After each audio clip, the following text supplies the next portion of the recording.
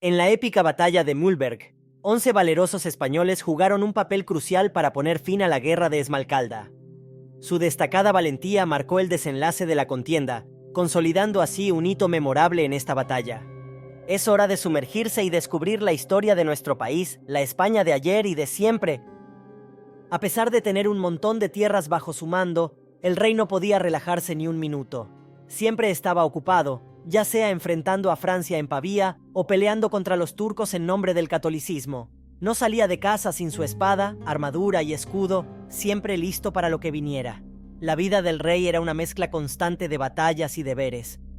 Carlos I se veía abrumado por los problemas religiosos que llegaban constantemente a su palacio desde Alemania. A principios del siglo XVI, el protestantismo se había extendido por toda la región, siendo una nueva corriente que se desviaba del catolicismo tradicional y que atrapaba la atención de muchos alemanes.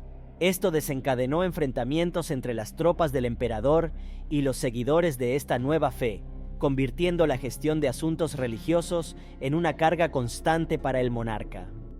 No obstante, esos pequeños enfrentamientos no fueron más que el comienzo de lo que con el tiempo se transformó en una guerra cruenta, con espadas y arcabuces, entre los príncipes alemanes seguidores de Martín Lutero, el fraile cuyas críticas a la Iglesia Católica dieron origen al protestantismo. Finalmente, la situación se volvió más tensa cuando los protestantes se unieron en una alianza defensiva contra el catolicismo. La falta de flexibilidad por parte de los protestantes hizo imposible llegar a un acuerdo con el emperador, y las tensiones alcanzaron su punto álgido en 1530, cuando varios príncipes proluteranos se congregaron en la ciudad de Esmalcalda y firmaron un tratado que marcó el surgimiento de la Liga de Esmalcalda. No quedaba nada más que decir. Carlos I proclamó a Lutero, a los príncipes alemanes de la Liga y a cualquier persona notoriamente a favor del protestantismo como desterrados, para luego prepararse y emprender el camino hacia Alemania. A pesar de los tratados que se firmaron después, la decisión de Carlos de derramar sangre ya estaba tomada y nada pudo cambiar su rumbo. Cuando el emperador pudo abordar este problema, que hasta entonces solo había enfrentado con diálogos y medidas políticas, inició una acción militar para frenar la imparable expansión de Lutero en Alemania. En este sentido, ordenó la movilización de sus tropas, desplegadas por todos sus territorios. Para liderar su ejército en esta empresa, el emperador eligió en primer lugar a su hermano Fernando I, quien también era rey de Hungría y Bohemia. En segundo término, confió la responsabilidad al duque de Alba, sobre el que por cierto tenemos varios videos.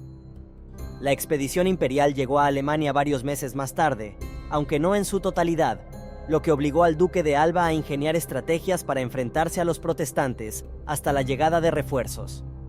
Alba emprendió una serie de movimientos tácticos a lo largo de las orillas del Danubio, logrando mantener al enemigo en constante desventaja operativa, sin atreverse a enfrentarse en batalla directa. Después de la llegada de los refuerzos de los Países Bajos, pasó a la ofensiva, conquistó varias ciudades y mantuvo una presión constante sobre los protestantes. La eficacia del ejército de Carlos, compuesto, entre otros, por varios tercios españoles, fue tan fuerte que los seguidores de Lutero se dispersaron inicialmente. No obstante, no pasó mucho tiempo antes de que los protestantes reiniciaran la guerra contra las fuerzas del emperador. En concreto, fue en 1547 cuando la Liga de Esmalcalda volvió a empuñar la espada bajo las órdenes de uno de sus líderes más destacados, el príncipe de Sajonia, Juan Federico. Este logró reunir bajo su mando un ejército de entre 20.000 y 25.000 soldados de infantería y alrededor de 5.000 jinetes. Con sus tropas listas y preparadas para enfrentar a los católicos, Juan Federico avanzó hacia los territorios de Mauricio de Sajonia, un antiguo miembro de la Liga de Esmalcalda que había traicionado a sus aliados refugiándose entre las filas del emperador a cambio de promesas de tierras, oro y otras recompensas. Sea como fuere, en su avance, el príncipe puso en aprietos serios a las tierras del bando imperial. Sin embargo, atacar resultó ser el gran error de Juan Federico, ya que el emperador, agotado de sus conflictos con el protestantismo, calzó su espada y movilizó a su ejército para poner fin de una vez por todas a las aspiraciones de la persistente Liga de Esmalcalda. Carlos se desplazó con determinación, decidido esta vez a no dejar escapar a su presa y a resolver de raíz el problema con su sable. De esta manera, entre marzo y abril de ese mismo año, el ejército imperial emprendió la marcha para dar caza a los protestantes en plena Sajonia. Juan Federico optó por poner sus tropas en movimiento e iniciar la retirada desde Meiben, una pequeña ciudad situada a orillas del Elba en la zona sureste de Alemania, siguiendo el curso del conocido río Teutón. Lamentablemente para Juan Federico, su intento de huida no tuvo el efecto deseado, y el ejército imperial finalmente atrapó a los protestantes en Mühlberg, un diminuto pueblo situado en la orilla derecha del Elba, a menos de 8 kilómetros de Meiben. A pesar de todo, el príncipe de Sajonia no tuvo tan mala suerte, ya que ambos ejércitos se encontraron separados por el ancho río alemán. Con su adversario en la orilla opuesta, el líder protestante comprendía que tendría una ventaja crucial en la batalla por venir. Si los soldados católicos intentaban cruzar el Elba, se enfrentarían a ráfagas incesantes de plomo provenientes de los arcabuceros. No obstante, esta superioridad estratégica no compensaba la escasez de efectivos que afectaba al bando luterano.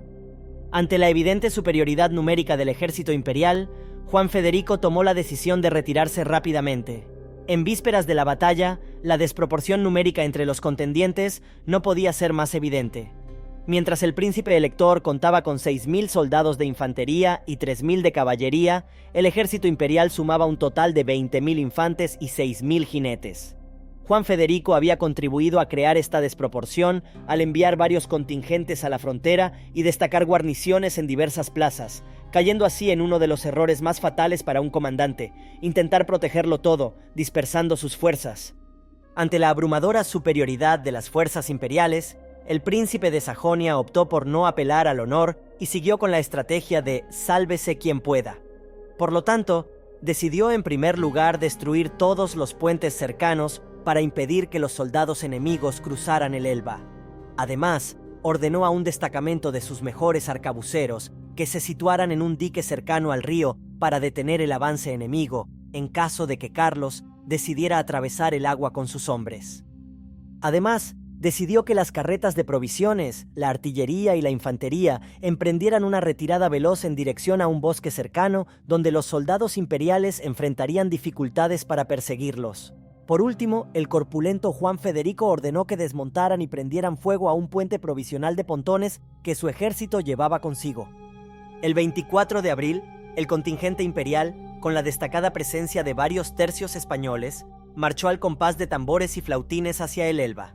Específicamente, las primeras unidades en abrir fuego fueron la artillería y los arcabuceros que, bajo la bandera del águila imperial de Carlos I, avanzaron hasta la orilla del río e iniciaron un constante bombardeo sobre las tropas enemigas ubicadas en la orilla contraria. No obstante, a pesar de que el fuego imperial causó varias bajas entre los protestantes, el bando católico aún enfrentaba un gran dilema, ya que era completamente imposible cruzar el río. La carencia de puentes significaba que la única manera de atravesar el Elba era sumergiéndose en sus aguas, lo que equivalía a enfrentarse a una muerte segura bajo el fuego de los arcabuceros enemigos. En un momento de incertidumbre, varios arcabuceros españoles decidieron dar un giro a la batalla a favor del bando imperial. Al notar que el fuego enemigo disminuía, 11 españoles se desnudaron y, con las espadas en las bocas, cruzaron a nado el río, apoderándose de los pontones enemigos al vencer a los defensores y apagar el fuego. En medio de las aclamaciones de sus camaradas, este puñado de valientes remolcó su presa hasta la orilla izquierda. Poco después, el puente estaba armado a 1 kilómetro aguas abajo. Horas después, el ejército imperial cruzó completamente el río. Tras derrotar a los pocos soldados protestantes que optaron por luchar y morir por sus creencias en lugar de huir, las fuerzas aliadas comenzaron la persecución de Juan Federico. La vanguardia, compuesta por 400 caballos ligeros italianos y españoles, 450 húngaros, arcabuceros a caballo españoles, 600 lanzas y 200 arcabuceros a caballo de Mauricio de Sajonia, así como 220 hombres de armas de Nápoles, avanzaban paralelamente a unos 2 kilómetros al este de los protestantes. En cuanto al grueso imperial, seguiría la misma ruta tomada por el enemigo. Perseguidos y acosados, era solo cuestión de tiempo antes de que los soldados de Juan Federico perecieran a manos de la vanguardia católica. En un intento desesperado por retrasar el avance enemigo, el príncipe de Sajonia ordenó a su caballería realizar una última carga contra el contingente imperial. Así, con las lanzas en ristre y la certeza de que la victoria era imposible, los jinetes protestantes se lanzaron contra los hombres del duque de Alba y Mauricio de Sajonia. Sin embargo, poco pudieron hacer frente a una fuerza numéricamente superior y tras la pérdida de cientos de sus camaradas, se vieron obligados a dar la vuelta y huir. Con todo perdido, los restos del ejército de la Liga de Esmalcalda fueron capturados por las fuerzas de Carlos I. Aquella jornada resultó nefasta para los protestantes, ya que tuvieron que llenar entre 2.000 y 3.000 ataúdes con los cadáveres de sus compañeros. Mientras tanto, el bando imperial apenas lamentó una veintena de fallecidos y pudo jactarse de haber capturado a casi todos los supervivientes enemigos tras la contienda. La victoria fue tan abrumadora que marcó el fin de la guerra entre ambos bandos.